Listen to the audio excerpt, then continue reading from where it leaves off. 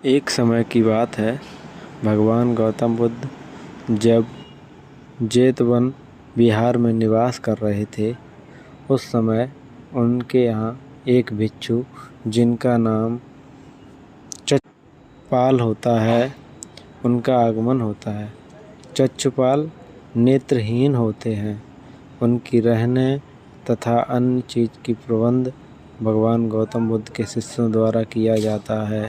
एक दिन जेतवन विहार के बौद्ध भिक्षुओं ने देखा कि भिक्षु चक्षुपाल की कुटी के सामने कुछ कीड़े मकोड़ों की हत्या हो गई है और वह निर्जीव अवस्था में पड़े हुए हैं।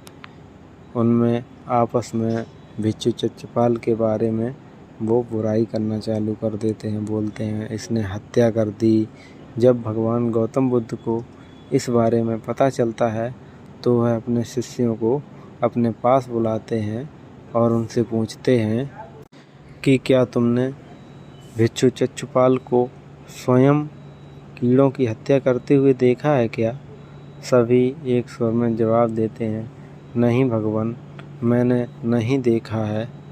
तो भगवान बुद्ध उनसे कहते हैं, जैसे आप लोगों ने उन्हें कीड़े मारते हुए नहीं देखा, वैसे ही भिक्षु चक्षुपाल ने कीड़ों की हत्या होते हुए नहीं देखा है। गौतम बुद्ध कहते हैं, इस आधार पर उनकी बुराई करना गलत बात है। भिक्षुओं ने इसके बाद पूछा कि चक्षुपाल अंधे क्यों हैं? उन्होंने इस जन्म में या पिछले जन्म में क्या पाप किए हैं? भगवान बुद्ध ने चक्षुपाल के बारे में कहा कि वे पूर्व जन्म में एक चिकित्सक थे। एक अंधी स्त्री ने उनसे वादा किया था कि यदि वे उसकी आंखें ठीक कर देंगे तो वह और उसका परिवार उनके दास बन जाएंगे।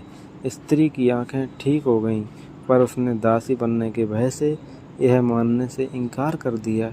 चिकित्सक को तो पता था कि उस स्त्री की आंखें ठीक हो गई हैं, वह झूठ बोल रही है। उसे सबक सिखाने के लिए या बदला लेने के लिए चक्षुपाल ने दूसरी दवा दी। उस दवा से महिला फिर अंधी हो गई। वह कितना ही रोई पीटी, लेकिन चक्षुपाल जरा भी नहीं पसीजा। इस पाप के फलस्वरूप इस जन्म में जो चिकित्सक जो थे पुनः जिनका नाम अभी चक्षुपाल है, उन्हें अंधा बनना पड़ा।